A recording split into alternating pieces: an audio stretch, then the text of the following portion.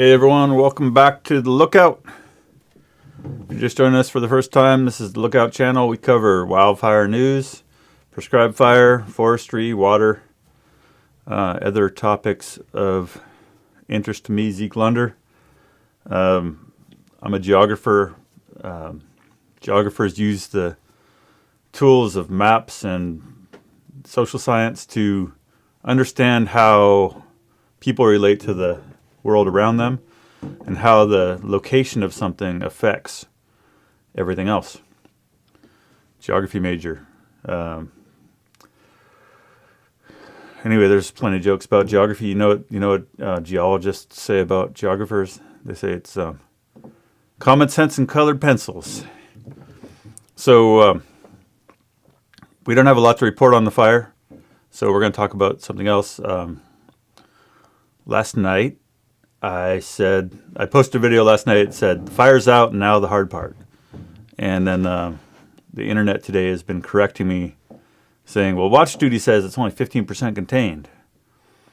So we're going to talk about percent containment, what that means. What's the difference between a fire being out and contained?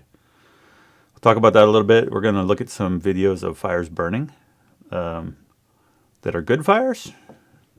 Don't want to traumatize y'all who've been dealing with bad fires. We're gonna play some video of good fires, and we're gonna talk about how that relates to percent containment.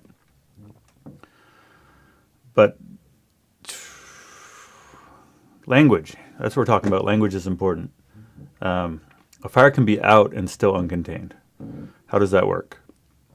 Well, containment is basically the comfort level that the firefighters have with whether or not they can, go home and eat dinner. So we're gonna start off by looking at a map here. This is today's operations map for the Palisades fire. And we talked the other day about how to read a fire map and how fires are broken into divisions and branches and drop points and staging areas and hella spots and everything else. One of the most important things on the map, though, and when I started first doing fire mapping, before that they just would print a bunch of copies of the topographic map for the area, and then they'd have a big fistful of Sharpies, and they would use red and black Sharpies, and they would draw on the map. Whoever knew what was going on best would draw on the map. Black line where the fire was done and they didn't need to work on it, and red line where it was still uncontained. And that was, 50 years ago, 40 years ago, 30 years ago. That was how it was done.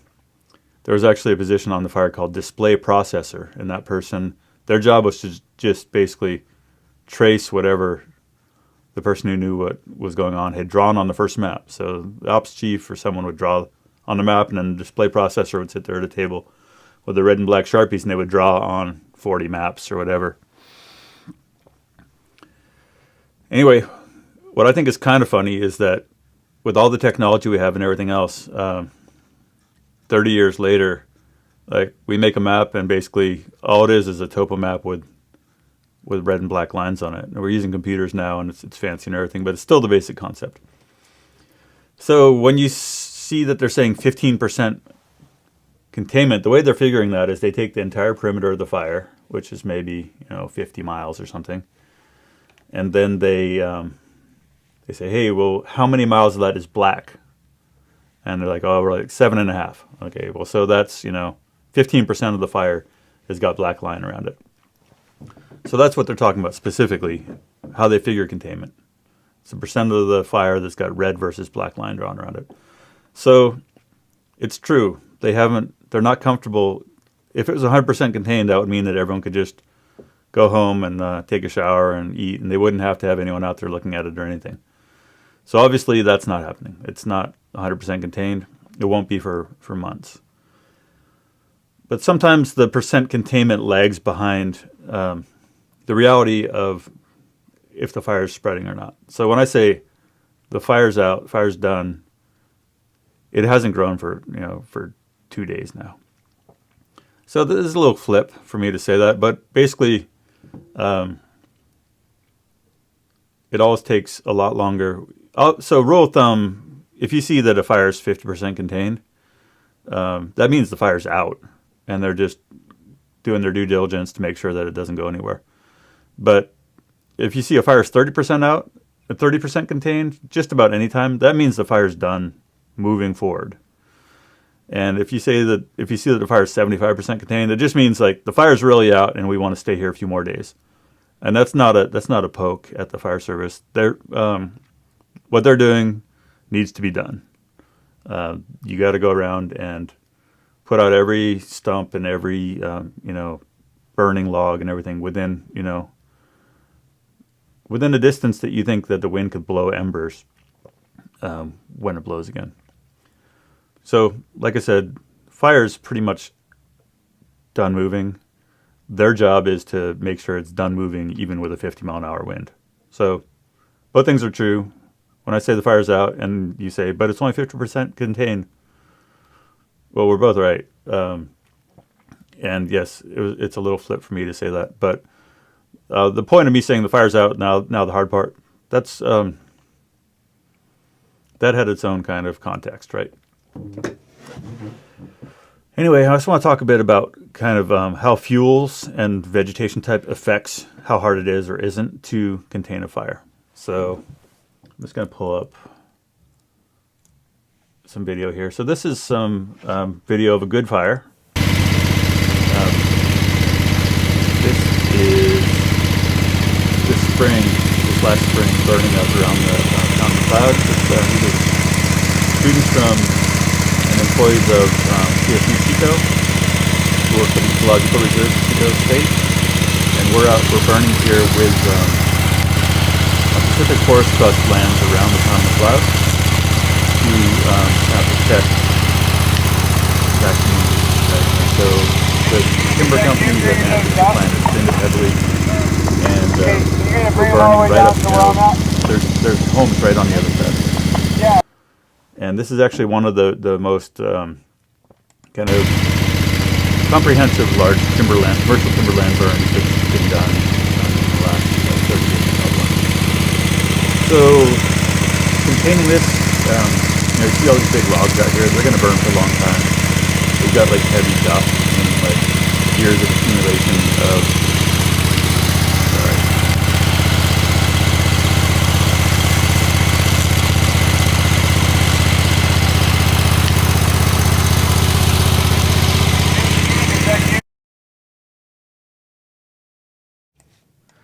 sorry about the pump noise there.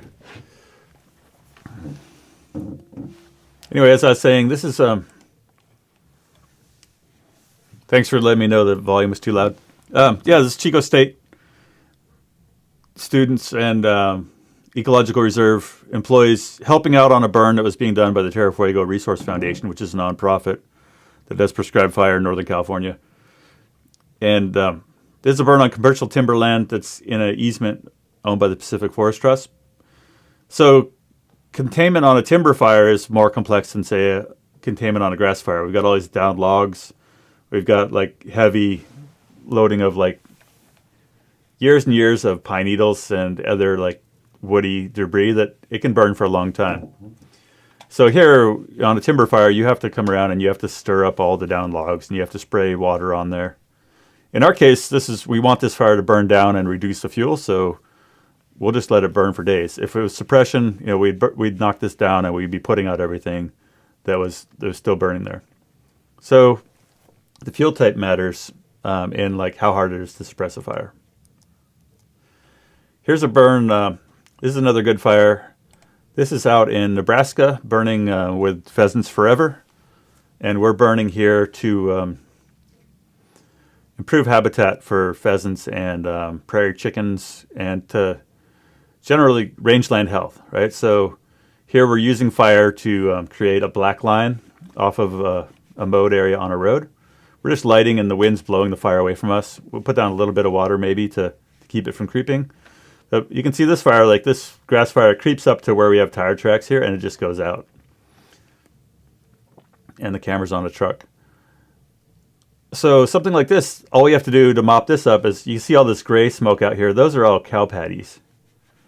And so in this case, we have to kind of just go out there and kick those cow patties that are smoldering and snuff them out so the wind doesn't blow a burning cow patty across the line. But that's, you know, much less complexity. So with a grass fire, your mop up time might be nothing. You might just, you know, drive away after it bumps the road and goes out, because there's no residual problem there other than the cow patties here, which are the heaviest fuel we've got.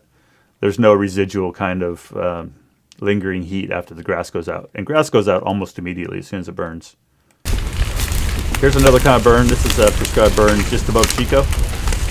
Even though we burned this and cleaned up all the fuel on the ground here, this got hit hard during the park fire, and all the large trees here died, even though we burned it like a year earlier. But in this case, similar, we got the heavy fuels on the ground, and here we're lighting strips with the idea that each strip just kind of burns until it gets to the next strip, and it's a way of burning it all without having it get out of control. Keegan Lee says, yes. I wonder what that's about.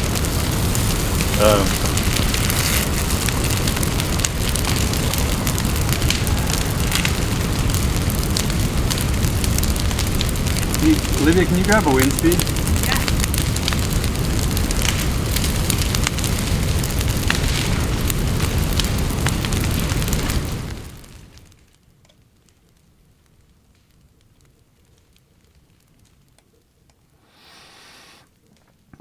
So you can see here compared to grass that like fire in this heavy litter has a longer kind of residence time, right?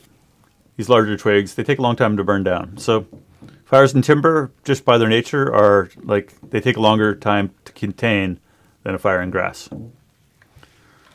Anyway, if you're just joining us, this is good fire. This is a prescribed burn. So these are some kids that I'm training to be fire scientists, and they're taking the weather here so we can get an idea of like what the humidity is and the temperature and the wind speed, and so we can kind of calibrate our future burns to the right conditions. You know, if we burn this and it doesn't burn as hot as we want, we look at our weathers we took and we look at our winds and say, hey, next time burn it hotter.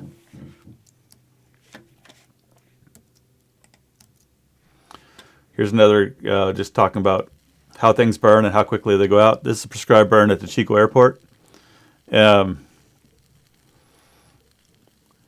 This is kind of the same as the other grassland burn we saw. Like, we're lighting it here, the wind's kind of barely moving it, and as soon as the grass burns, this fire is there's not much left here that a fire could kind of rekindle from, right? We've burned this in the past. There's not like logs out here. There's not like heavy shrubs. It's just grass. And you can see that like almost immediately, as soon as this stuff burns, like it's done. So this is just to kind of give an idea of what we talk about, like a residence time, like how long fire is going to keep burning in a fuel type.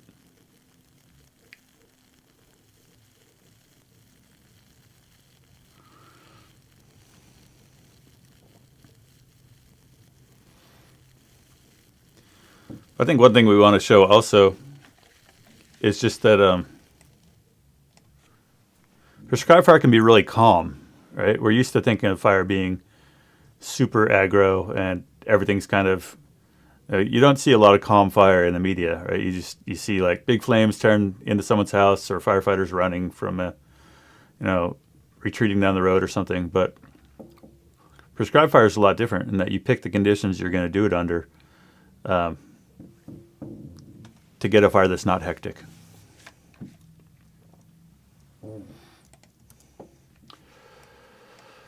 So that was what I wanted to say about containment.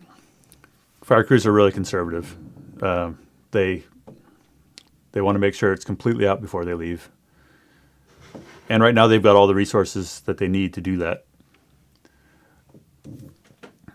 All right, I'm going to play some more videos just because we're on, and I got a lot of video to show here.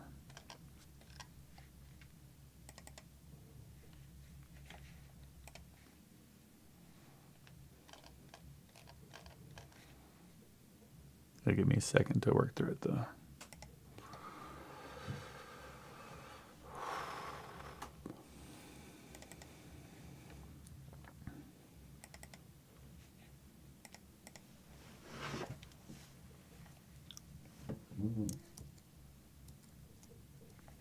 Stand by. Sorry I didn't cue these up earlier.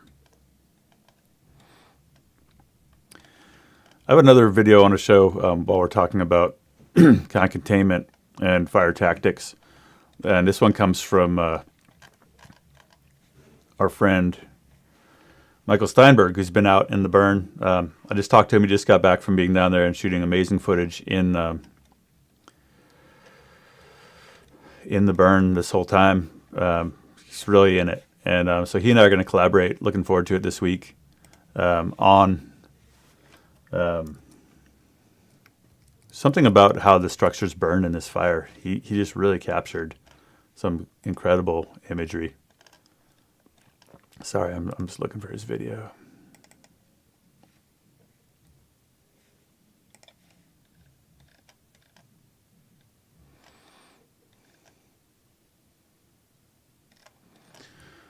One of the things we do is organize a lot of data.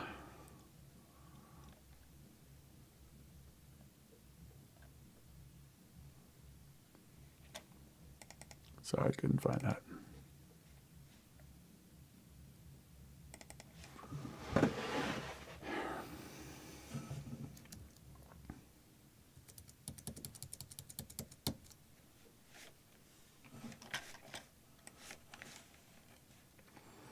Here's some more good fire, and this is burning in the city of Chico. This is in a city park, right inside of the city of Chico. We've been talking about prescribed burning and using it around communities, and people often think that like it's really impossible to do. But here we're burning, like there's people out riding their mountain bikes like by while we're burning the star thistle. And prescribed fire has the same kind of containment needs as wildfire. We can't walk away from this till it's done.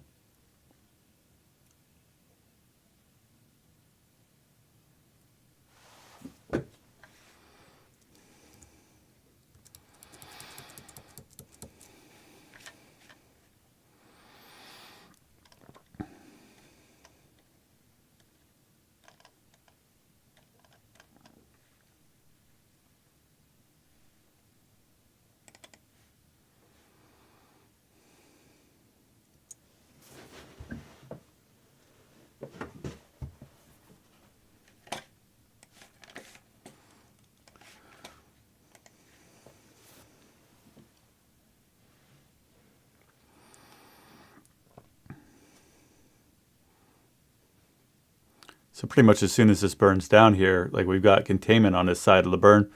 So we play with this to the sequence in which we light things on fire.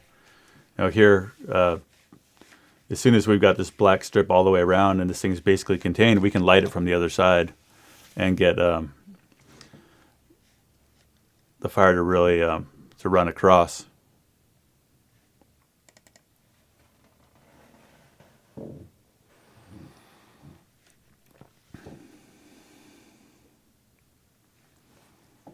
Things are a little slow to load right now. I'm sorry about that.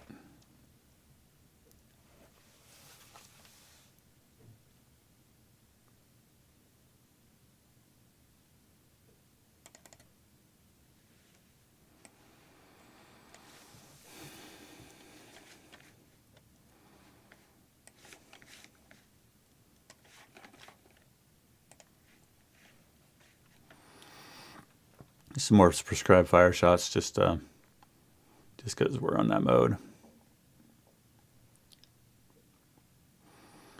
So basically, when you're lighting prescribed fire, you're kind of using fire to steer the fire. Depending on where you light it, you can get it to kind of, the heat from one fire can draw the other one in.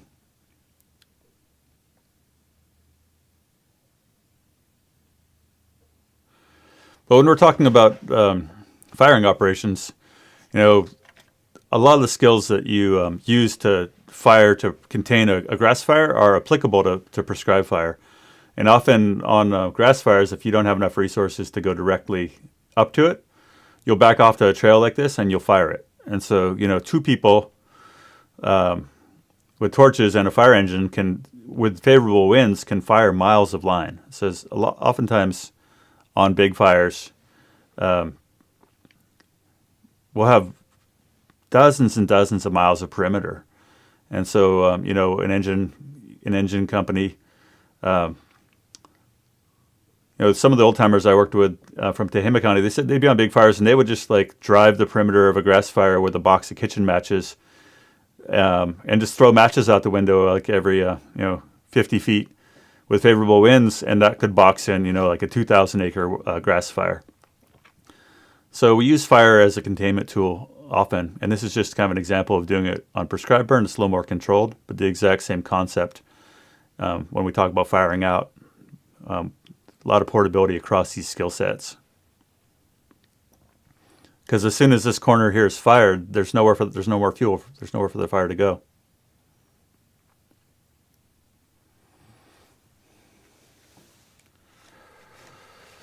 He is asking if having goats or pigs that eat the brush would be helpful to decrease the available fuel and reduce the manpower required in prescribed burns. And yeah, for sure. In the city of Chico, we're following goat grazing with prescribed fire, but the goats come through and they nibble all the grass away, and we can see where all the down logs are. We can come in and we can pile up all the down branches and everything and burn those in the winter, and then we have less fuel. We're less worried about having intense fire that, like, when we burn it, then the next year, there's less fuel to come and, like, actually destroy the residual trees.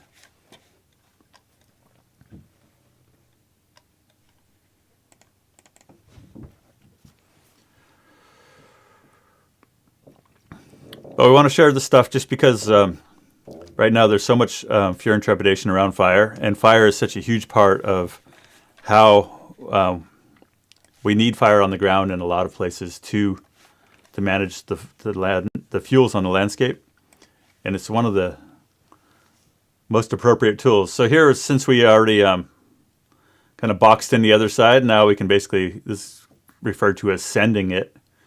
You can light a head fire and let it run across, because we contain this whole downwind side under more controllable kind of backing fire conditions. And now you can come and send it.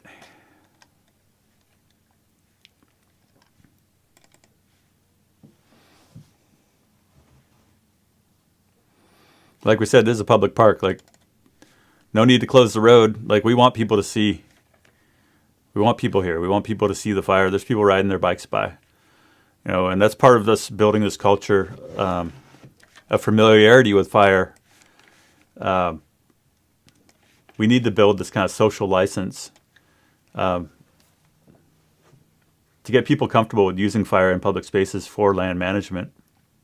But this is just kind of another day in Bidwell Park. The main reason we were burning here is this is all yellow star thistle, which is just miserable.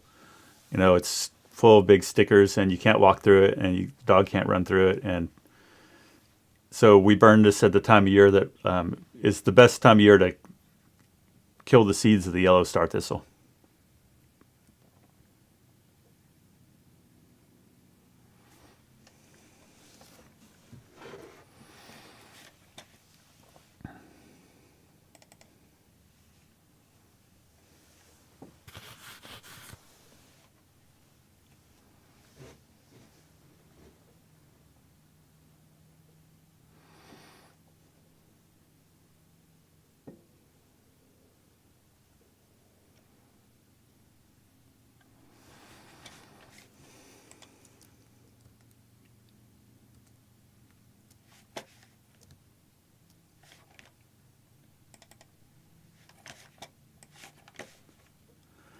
One thing that's kind of unique about what we're doing here in Chico is we're burning with a lot of NGOs and non-fire department people. So these are employees of the local resource conservation district, and they're becoming kind of expert in the use of prescribed fire. We're burning here with Chico State, Watershed Center, the company that I've been running, Deer Creek Resources. The city of Chico is kind of the lead agency, but on this particular burn, like, all of the lighting crews and most of the holding crews were non-fire department personnel. And this kind of work is accessible, more and more accessible to people who want to become involved as volunteers through prescribed burn associations. And this area here, we're burning kind of with a specific firing pattern to to get the fire to spread kind of at the rate we want it to spread at.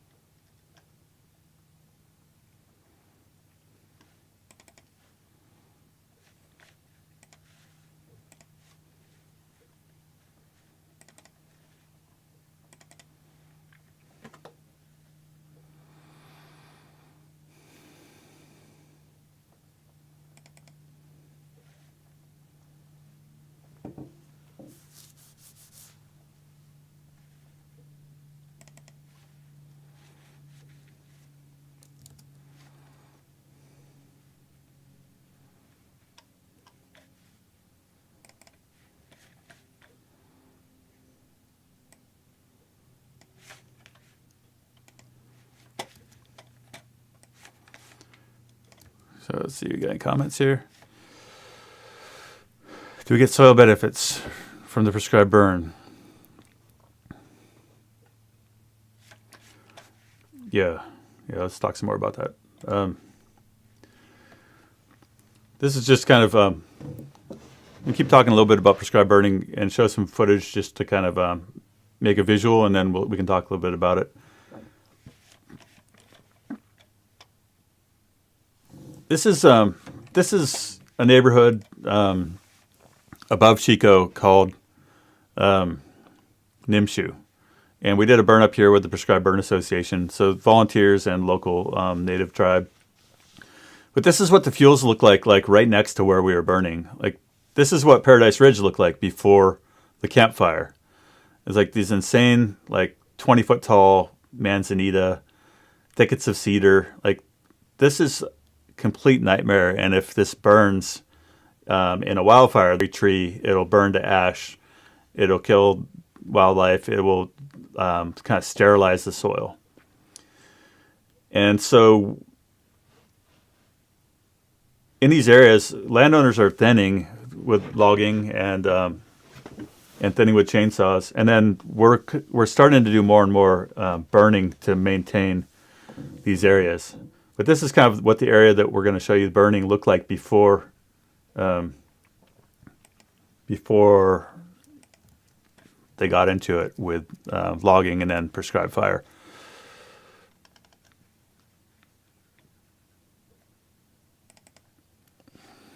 It's at the edge of Butte Creek Canyon, which is a steep, inaccessible area.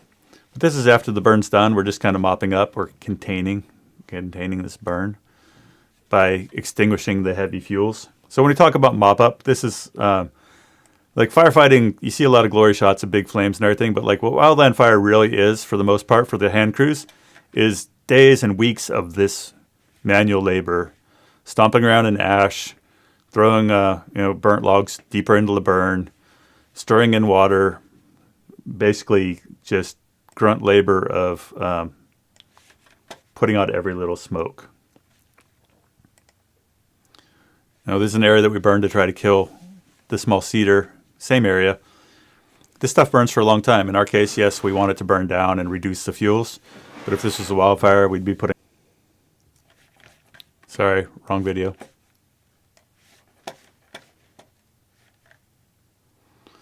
Here, this is worth listening to. Fire on the ridge. How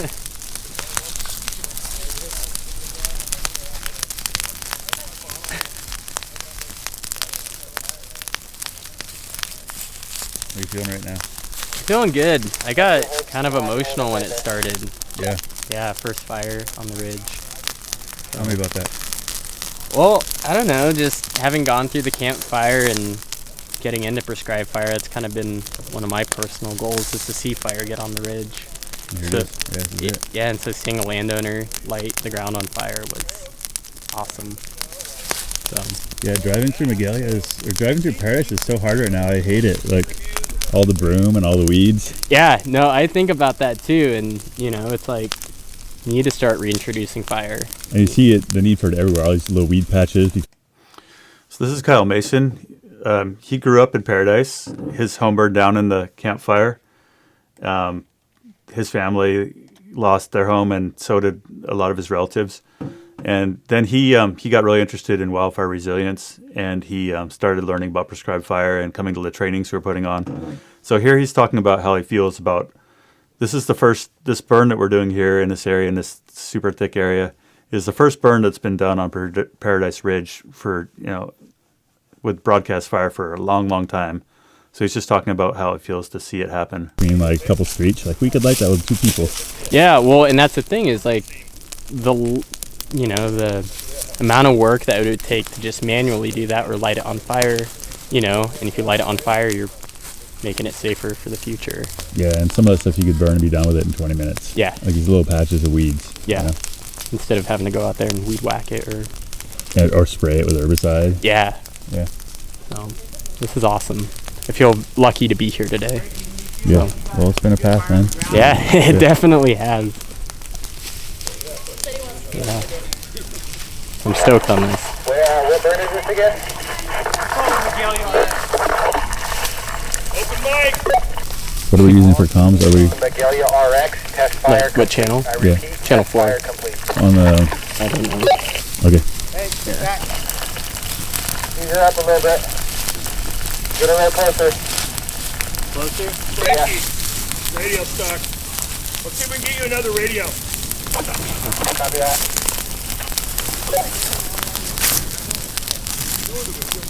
Calm, yeah, see it, just calm.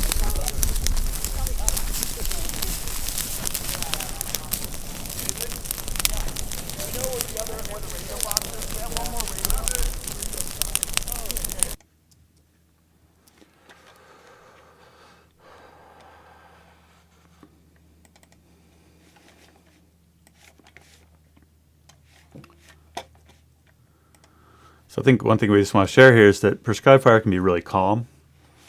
It can also, be sporty. You can burn hot if you want to burn things hot. If it's all part of kind of how we strategize these things. This is just the same burn. So this is the burn, same place we're talking about where we showed you the really heavy, thick fuels. This is just above Paradise, just above the area that burned in the campfire, and just another example of kind of one of the first burns that's being done there post campfire. People have been really afraid around Paradise politically to let us put fire on the ground. And so just us getting fire on this ridge for the first time is a big deal. Here, we're kind of using the terrain and the wind to get the fire to burn hotter because we need to burn up all the stuff on the ground. It was kind of a cold day and not super dry. So we manipulate the way the fire burns through the patterns with which we light it. And, here we're taking advantage of the wind coming up the canyon to kind of burn out the fuels in a corner.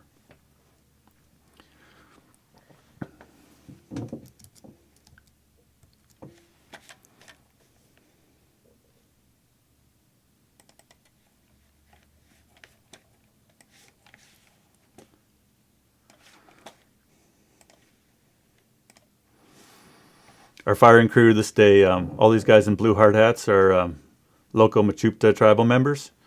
And Frankie here in the blue shirt, really seasoned wildland firefighter. And so there's a lot of involvement right now in Northern California with getting the tribes, putting them more in leadership positions. Their people have been burning here for, since the beginning of time. And a lot of the knowledge they had on how to manage the land has been lost. But we're lucky here that we've got a chance to work with the tribes, and that they're getting put in a position where they can kind of help lead.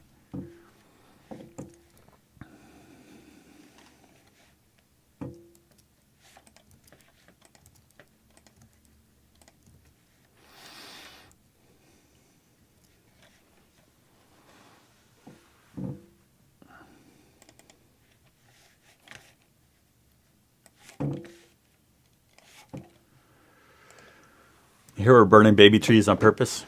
Like I said, when I showed you the kind of first area where the vegetation was just super thick and overgrown, that's what happens. These cedar trees, they come in super thick after logging, or there's, when there's shade also, and they'll take over. They'll just like create this wall of vegetation. So if we can kill them while they're little babies, like this, we can keep this thinned area from turning into a thicket again.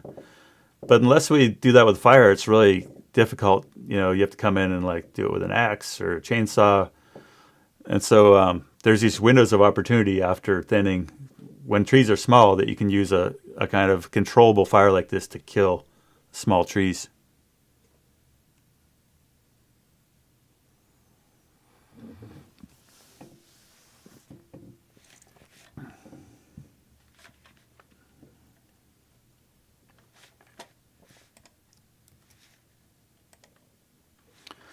So I just kind of wanted to show that stuff because I also wanted to mention just that when you guys are supporting Lookout, you're basically you're paying for me to go out and record this stuff. The cameras that I'm using to shoot these were bought with Lookout donations. The time that I take off work to go do it, the gas for my car, the radios I use, the gloves I wear, all this stuff is basically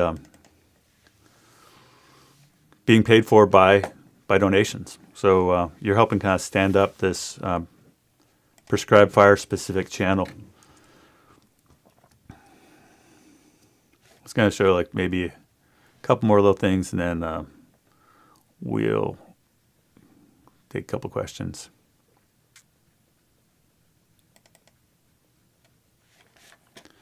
Here's a little wildfire shot from this summer. We're just to kind of wrap up what we were talking about with containment. This is on a fire in Butte Creek Canyon above Chico. And here, there's a bulldozer line that's been put in here. The bulldozer kind of drove up this old kind of rock wall as far as they could. And then it's too steep above there for the bulldozer to go up to the top of the canyon. So we've got a hand crew here. And the hand crew is using what we call like bladder bags or piss pumps. And they're kind of attacking the fire directly, and they're on the upwind side, so the fire's just kind of backing into the wind, and this crew can kind of come in here just with hand tools, and they can put out the fire here on this flank. So in this case, containment means that maybe they'll run a hose up here, like get a truck in there and run a hose and wash down stuff that they can get to the hose. But oftentimes it's just they're going to go in there with hand tools and they're going to stir up the smoldering stump holes, or they're going to take bladder bags and carry water up to them.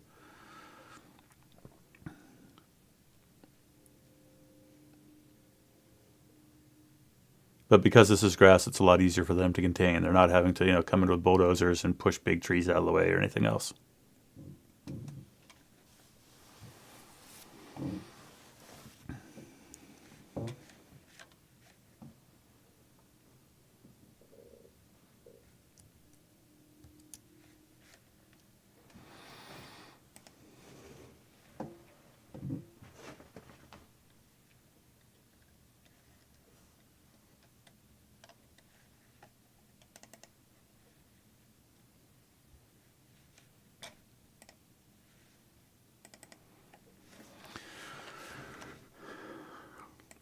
Okay, last thing we're going to share is from Michael Steinberg. This is just kind of give you a preview of the quality of his footage, and just because I'm excited to collaborate with him on this upcoming project, talking about how homes burned. He was out on the ground in Pacific Palisades during the homes burning. He was out there during the Eaton fire in its run in the urban areas, and he's got incredible insight as to how these things went down. So I'm pretty excited to work with him. And so I'm just going to show this video, and I have to keep the sound off because in this particular video, he is quite excited, and he is swearing like a sailor, and I don't want to get demonetized here. But basically, let me set the stage for this video real quick.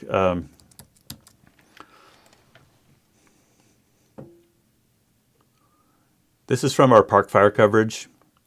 And we rely heavily on folks like Michael, who, I was actually in Missouri when this was happening to start. and Steinberg, he was out in it, and he sent me stuff from it. So let's just see if we can get the park fire. There we go. A lot going on here in this folder.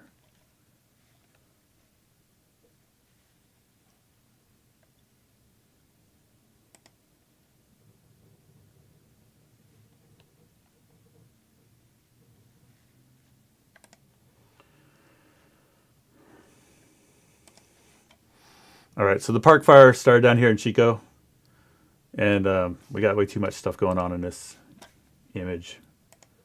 Where are we at here? Well, anyway, the way that this fire got controlled was, and this is what you're going to see Steinberg doing, is he was out here on a road up by Paynes Creek where they're trying to fire along this like little back road. I don't even know where. I think it's maybe out in here.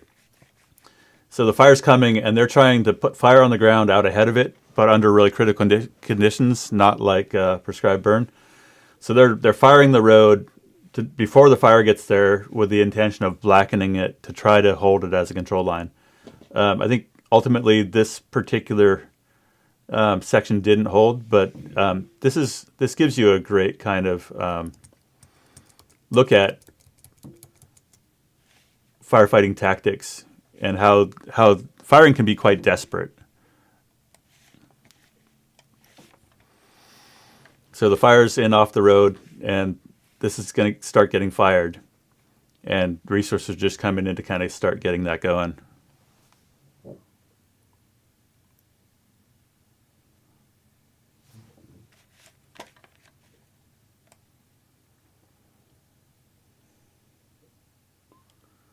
All right, so these guys come through, and they're going to start lighting it on fire.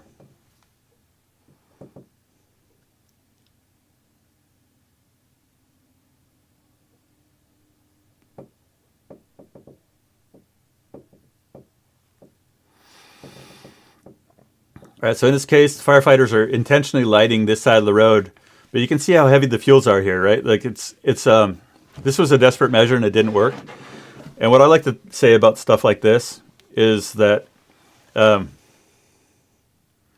if we had been prescribed burning in here, if we use this road as a control line and we prescribe burn on a regular basis to remove all the fuel adjacent to the road, it would be a lot easier to fire this. If this was just grass and low brush and it didn't have like 50 years of dead material right up against the road, this is enough of a kind of wildland area that this is one of those areas that we could be burning on a fairly regular basis. But instead, we end up trying to light it and hold it during like July or August conditions in the middle of a drought during a crazy wildfire. And oftentimes it doesn't work. In this case, the fire burned into some of these heavy pockets of fuels. A whole bunch of spot fires went over the road to the other side here, and this was all lost. Fortunately, this is really rural, and there weren't really like a lot of homes right there.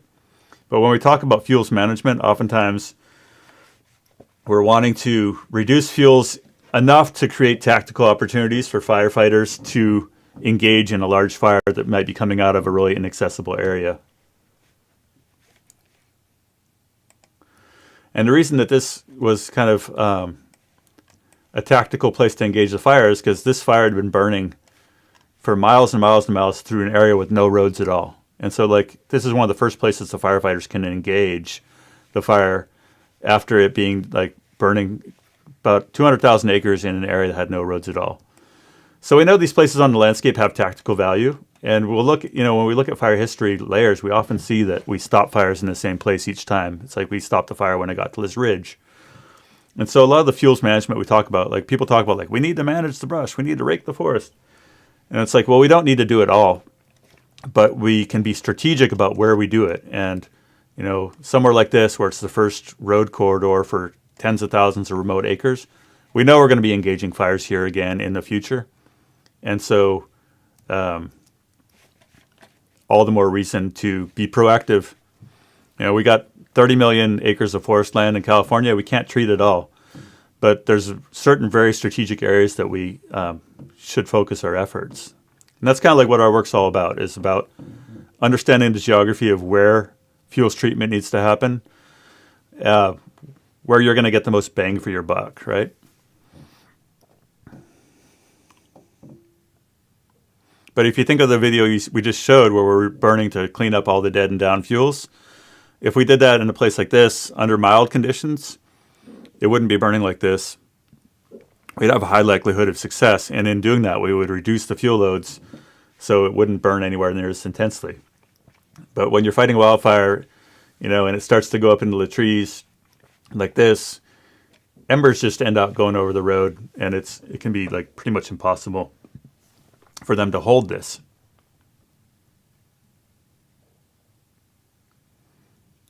But this is super typical kind of fire season firefighting, is, trying to light backfires under really difficult conditions, because there's, all this talk about running out of water. It's like usually you don't have that much water with wildland firefighting.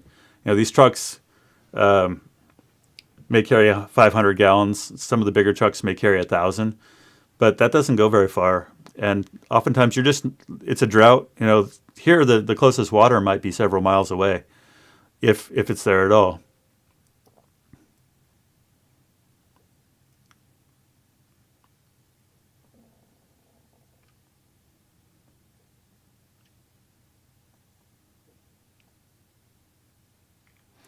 So these guys are constantly looking into what we call the green, the opposite side of the road, because, pretty soon here the fire spot's over into the green, and then everyone has to leave because this particular mission is a wash. And that's, trees like this torching and embers flying makes it impossible to hold.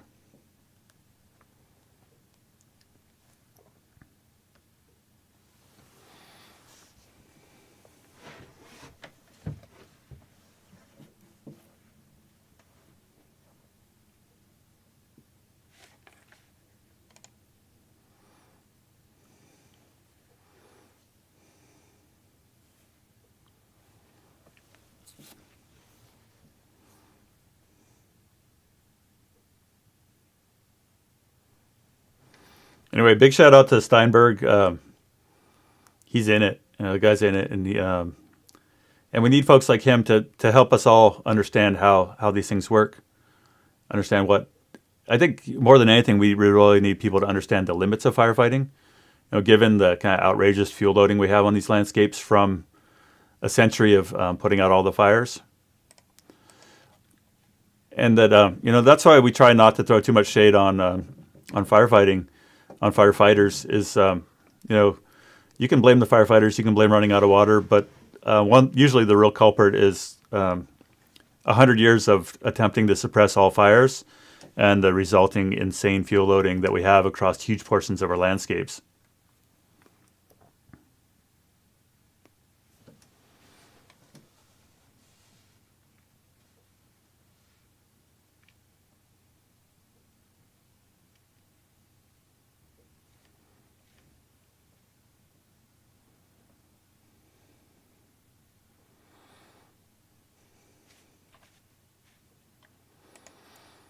So I think that they had to bug out. They weren't able to hold this.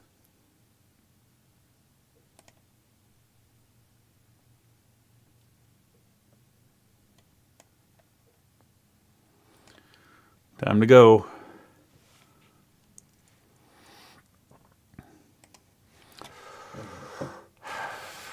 All right.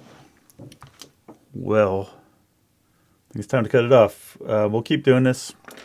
Got a ton of footage from the last few years. Now that I'm doing Lookout more full time, my intention is to put this stuff into more stories. I suggest checking out some of our interviews on the Lookout website. We've got Jim Clump.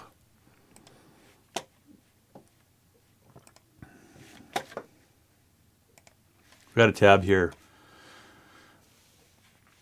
interviews, on the lookout.org. And